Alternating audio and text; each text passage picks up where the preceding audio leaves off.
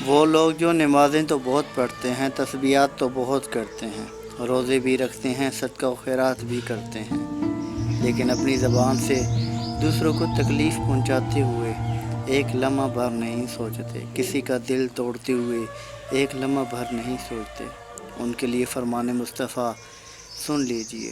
ایک صحابی حضور کی بارگاہ میں حاضر ہوتے ہیں، آپ عرض کرتے ہیں، یا رسول اللہ صلی اللہ علیہ وآلہ وسلم، میرے ماں باپ قربان، حضور فلانی عورت ہے، وہ عبادات تو بہت کرتی ہیں، تہجد گزار بھی ہے، صدقہ و خیرات بھی کرتی ہیں، دن کو روزے رکھتی ہیں، لیکن یا رسول اللہ صلی اللہ علیہ وآلہ وسلم اپنی زبان سے پڑوسیوں کو تکلیف پہنچاتی ہیں، دوسرے لوگ ان کی زبان سے پریشان رہتے ہیں۔ تو حضور نے ایک لمحے کا توقف کیے بغیر فرمایا، لا خیر فیہا، اس میں تو کوئی خیر نہیں، حیہ من اہل النار، وہ تو جہنمیوں میں سے ہے، وہ تو جہنمی ہے۔ حضور نے اس کی عبادات کو نہیں دیکھا، نوافل کو نہیں دیکھا، تسبیحات کو نہیں دیکھا، صدقہ و خیرات نہیں دیکھا، حضور نے فرمایا وہ تو جہنمی ہے۔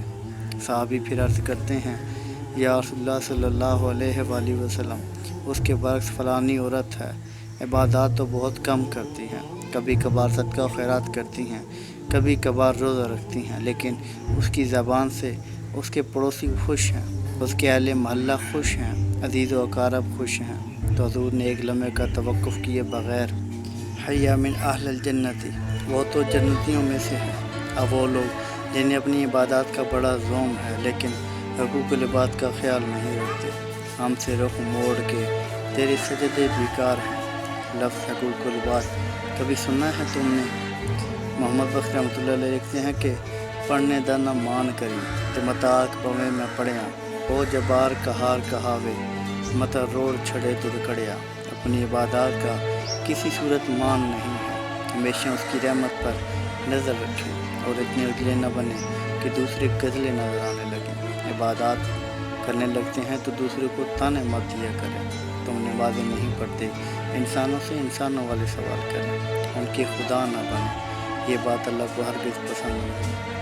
اور ہمارا دین تو اتنا خوبصورت ہے کہ حضور نے فرمایا کہ پھل کھا کر چھلکے بھی وہاں نہ پھینکا کرو جہاں غریبوں کے بچے کھیلتے ہوں، گوشت پکاؤ تو پانی اتنا زیادہ بناؤ، شوربہ اتنا بنایا کرو کہ ہمسایوں کو بھی دے سکیں، ورنہ رات کو اس پیر میں پکایا کرو کہ انہیں خوشبو نہ جائے، ان کے بچے اس بات پر ضد نہ کریں۔ حقوق العباد کا زیادہ خیال رکھا کریں۔ سلام پہنچے۔